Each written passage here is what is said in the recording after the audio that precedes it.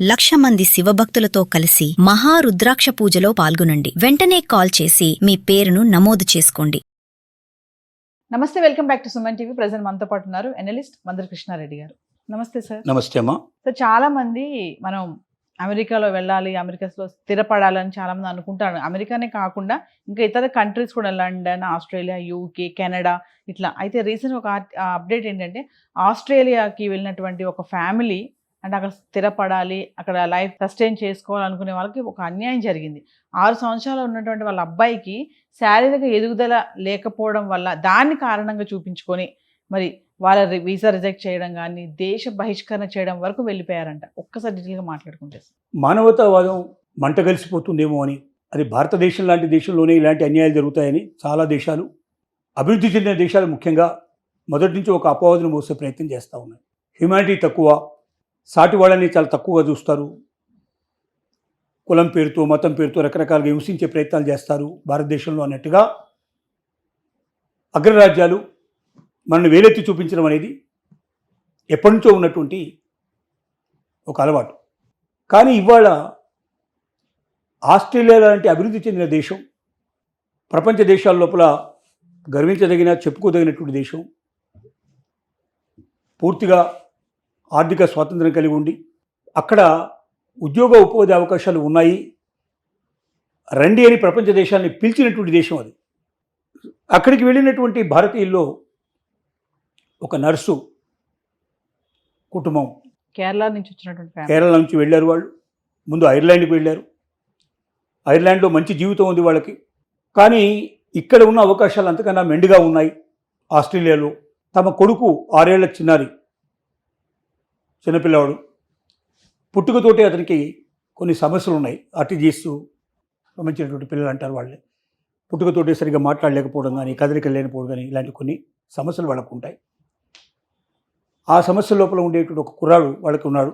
ఆ కొడుకు జీవితం బాగుపడుతుంది. అక్కడికి వెళ్తే అక్కడ మంచి ఎడ్యుకేషన్ దొరుకుతుంది, అక్కడ తన పిల్లాడు బాగుపడే అవకాశం ఉంటుంది భవిష్యత్తు అనుకుని భార్యాభర్త అబ్బాయి కలిపి అక్కడికి వెళ్ళారు. కానీ వాళ్ళ అప్లికేషన్లోనే చాలా క్లియర్గా తమ పిల్లాడి పరిస్థితి ఏమిటి, తాము ఎందుకు ఐర్లాండ్ నుంచి తాము ఆస్ట్రేలియాకు రావాలనుకుంటున్నారు, కారణాలు కూడా పూర్తిగా ఎక్స్ప్లెయిన్ చేశారు. వాళ్ళ తప్పేమీ లేదు, వాళ్ళ పొరపాటు ఏమీ లేదు. వాటన్నిటికీ యాక్సెప్ట్ చేసుకుంటూ మీరు రావచ్చు, మీరు వెళ్ళి మీరు జాబ్లో జాయిన్ కావచ్చు, మీరు ఇక్కడ జీవితాన్ని చక్కగా గడపవచ్చు అని ఆస్ట్రేలియా ప్రభుత్వం ఆహ్వానించి అక్కడికి వచ్చి సెటిల్ అయిపోయిన తర్వాత సడన్గా అధికారంలో ఉండేటువంటి మరి గొడవలు కావచ్చు, కారణం కావచ్చు, లేక ప్రభుత్వ దృక్పథమే ఆ రకమైన పరిస్థితిలో ఉందో మనకు తెలియదు, వాళ్ళు కోర్టు నుంచి నోటీసు పంపించడం జరిగింది. ముందుగా ప్రభుత్వం నుంచి ఒక శాసనలాగా వచ్చేసింది. ఏమిటంటే, మిమ్మల్ని ఈ దేశం నుంచి బహిష్కరిస్తున్నాం, ఇలాంటి పిల్లవాడు ఈ దేశంలో ఉండకూడదు, కాబట్టి మీరు వెంటనే దేశం విడిచి వెళ్ళండి అని చెప్పి వాళ్ళకి శాసనం పంపించారు. దీంతో వాళ్ళు చాలా బాధపడ్డారు, చాలా వేదనకు గురయ్యారు. అక్కడ ఐర్లాండ్లో అవకాశం పోగొట్టుకున్నారు, ఇక్కడ ఆస్ట్రేలియాలో కూడా పోగొట్టుకుంటే తమ జీవితం ఏంటి, తమ భవిష్యత్తు ఏంటి, తిరిగి కేరళకి వెళ్ళిపోయే పరిస్థితి ఉంటే చాలా కష్టంతో కూడుకున్న పనిని వాళ్ళు భయపడుతూ బాధపడుతూ చివరి అస్త్రంగా వాళ్ళొక పిటిషను దాఖలు చేయడం జరిగింది. ప్రజలకు అప్పీల్ చేశారు.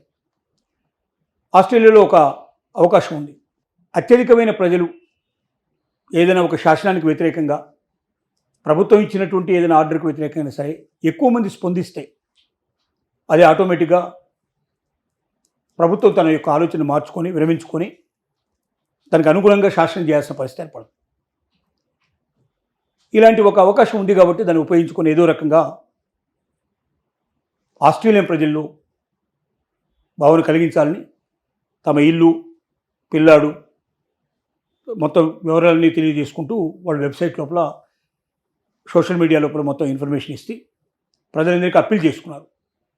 7,000కు పైగా ఇప్పటిదాకా ఆస్ట్రేలియా లోపల వాళ్ళని సపోర్ట్ చేసుకుంటూ వాళ్ళకు అనుగుణంగా వాళ్ళు ఇన్ఫర్మేషన్ పాస్ చేశారు. మేము మిమ్మల్ని సపోర్ట్ చేస్తున్నాం, మీరు ఈ దేశాన్ని వదిలిపెట్టి వెళ్ళాల్సిన అవసరం లేదు, ప్రభుత్వం తిరిగి రీకన్సిడర్ చేయాలి ఈ విషయాన్ని అని చెప్పి వాళ్ళు అప్పీల్ చేసుకున్నారు. ఈ అప్పీల్ మీద ఇంకెంతమంది ముందుకు వస్తారు, ఆస్ట్రేలియా ప్రభుత్వాన్ని కదిలించగలిగేంత స్థితికి దానికి వస్తుందా లేదా అనుమానాస్పదంగా ఉంది పరిస్థితి. కానీ ఆశతో ఎదురు చూస్తున్న ఆ కుటుంబం రోజులు లెక్క పెడుతోంది. ఎందుకంటే ప్రభుత్వం ఆల్రెడీ శాసనం చేసింది కాబట్టి దేశం విడిచి వెళ్లాల్సిన పరిస్థితి, బహిష్కరణకు అవకాశం ఏర్పడుతుంది. లేకపోతే బలవంతంగా అయినా బయటకు పంపించేట్లు పరిస్థితులు ఏర్పడతాయని భయపడతా ఉన్నారు. అంటే ఇవన్నీ మనకు తెలియజేస్తుంది ఏంటంటే ఇన్హ్యూమన్ అనేది ఒకటి తెలుస్తుంది.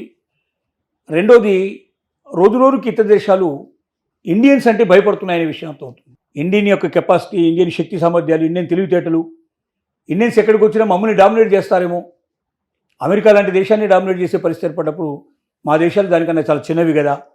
కాబట్టి వీలైనంత వరకు ఇండియన్స్ని ఎలాగైనా తప్పించి పంపించాలి, ఏదో ఒక కారణం చూపించి వాళ్ళ దగ్గర రకరకాల కారణాల ద్వారా దొరికిన కారణం దొరికినట్టు చూపించేసి ఇండియన్స్ పంపించాలన్నట్టు ఒక నిర్ణయానికి ఈ మధ్యకాలంలో వచ్చినట్టుగా మనకు కనపడుతుంది. ఎందుకంటే మనకు లండన్లో అదే పరిస్థితి ఏర్పడుతోంది, జర్మనీలో కూడా కొన్ని సంఘటనలు జరుగుతున్నట్టు తెలుస్తున్నాయి, ఇక్కడ మనకు ఆస్ట్రేలియాలో కూడా అదే పరిస్థితి కనబడుతుంది.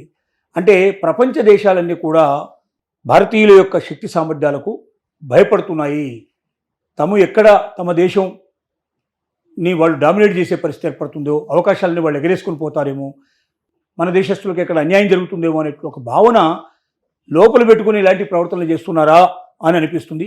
ఏది ఏమైనప్పటికీ ఇలాంటి మానవత్వానికి మంటగలపగలిగేటువంటి ఇలాంటి చర్యల్ని, దుశ్చర్యల్ని ఒక ఆస్ట్రేలియా ప్రజలే కాదు ప్రపంచ దేశాలన్నీ కూడా దానికి వ్యతిరేకంగా వాళ్ళని సపోర్ట్ చేసుకుంటూ ఇన్ఫర్మేషన్ ఇచ్చి ఆ పిల్లవాడిని సేవ్ చేయాల్సిన పరిస్థితి ఉంది, ఆ కుటుంబాన్ని సేవ్ చేయాల్సిన అవసరం ఉందని మనం అప్పీల్ చేస్తున్నాం. Thank you.